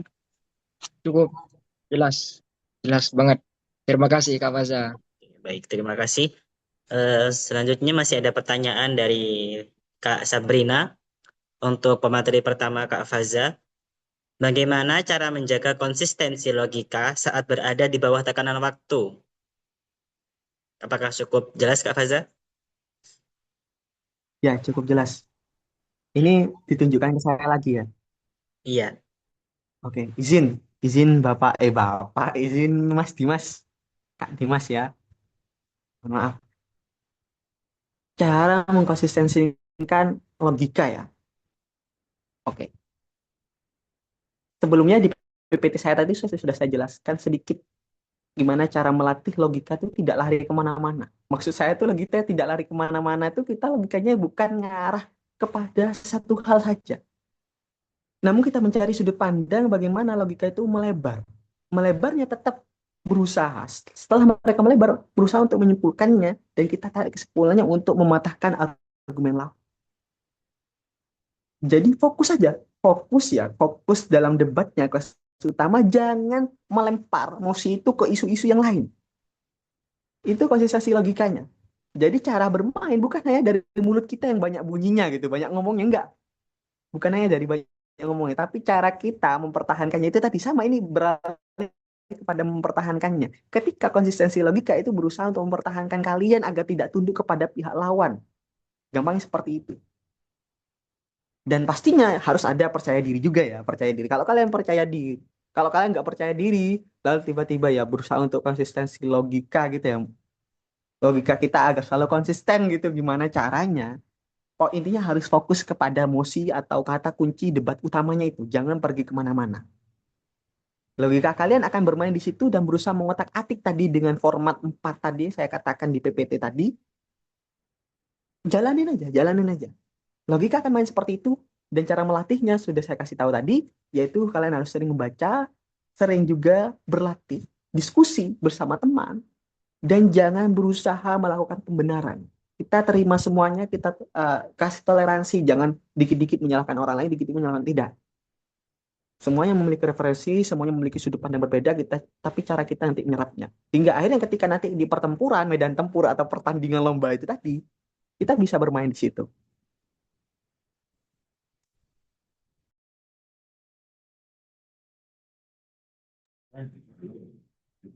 Cukupkah Kak Faza?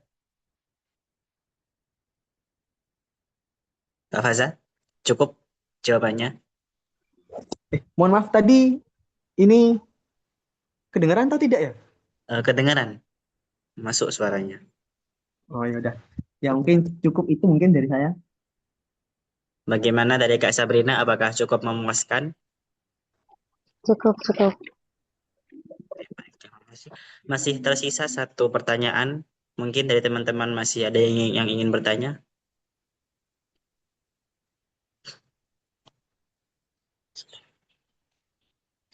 Baik, kalau sudah tidak ada pertanyaan, mari kita beri apresiasi kepada kedua narasumber kita yang sangat luar biasa, yaitu Kak Dimas dan Kak Faza, dengan penyerahan sertifikat oleh UPKM Halakoh Ilmiah. Kami persilahkan kepada operator untuk membagikan sertifikatnya yang dimulai dari Kak Dimas, lalu dilanjutkan oleh Kak Faza.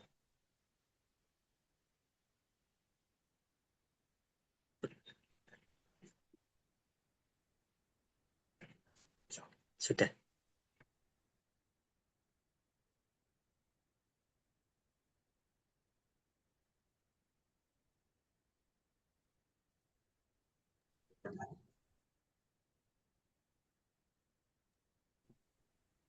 Untuk Kak Dimas mungkin bisa dipersiapkan untuk fotonya. Saya pandu 3, 2, 1.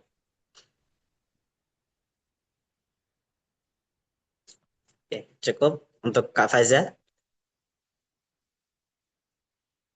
Mohon Baik. untuk on cam. Bentar, ini agak Oke. ngelek-ngelek sinyalnya. Masih udah kelihatan teman-teman. Ya. Belum. Sudah. Baik, saya mohon izin untuk memandu. 3, 2, 1.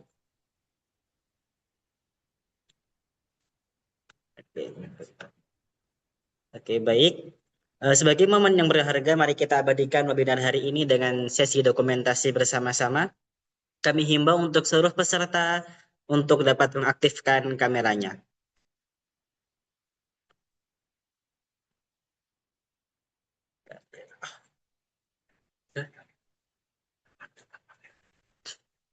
Tolong untuk teman-teman, mohon untuk mengaktifkan kameranya. Semuanya saja.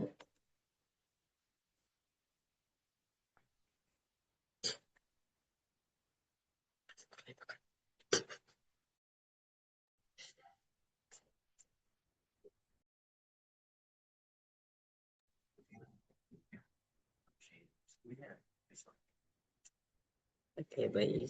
Sudah, Kak. Teman-teman semuanya mohon untuk mengaktifkan kamera.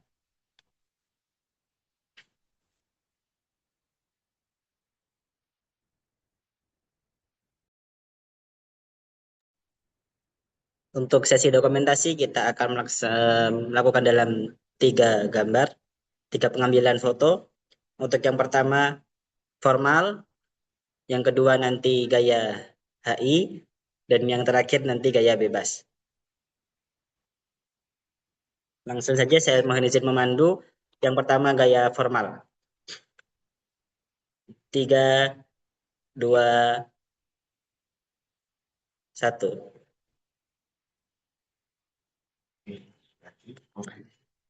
Formal lagi. Maaf, mohon untuk gaya formal lagi. Saya pandu. 3, 2, 1.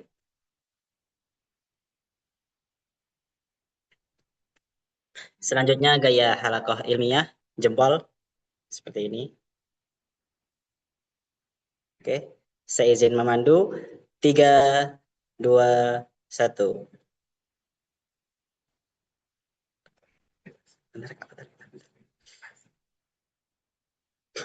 Yang terakhir, gaya bebas. Saya izin memandu. 3, 2, 1.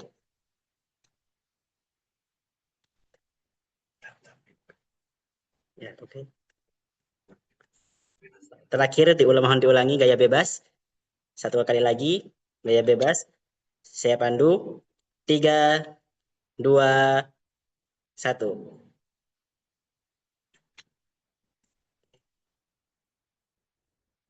Oke, baik. Cukup. Terima kasih. Baik, tidak terasa kita sudah sampai di penghujung acara. Terima kasih banyak kepada Kak Dimas dan Kak Faza selaku narasumber, seluruh panitia, dan peserta webinar series 3 UPKM Halakoh Ilmiah pada sore hari ini. Semoga apa yang kita pelajari pada sore hari ini bisa bermanfaat dan bisa langsung diterapkan dalam kehidupan kita ke depannya. Akhir kata, saya sebagai moderator mohon pamit undur diri. Wassalamualaikum warahmatullahi wabarakatuh, dan sampai jumpa di webinar series 4 UPKM Halakoh Ilmiah berikutnya. Waalaikumsalam warahmatullahi Waalaikumsalam. wabarakatuh. Terima kasih semuanya.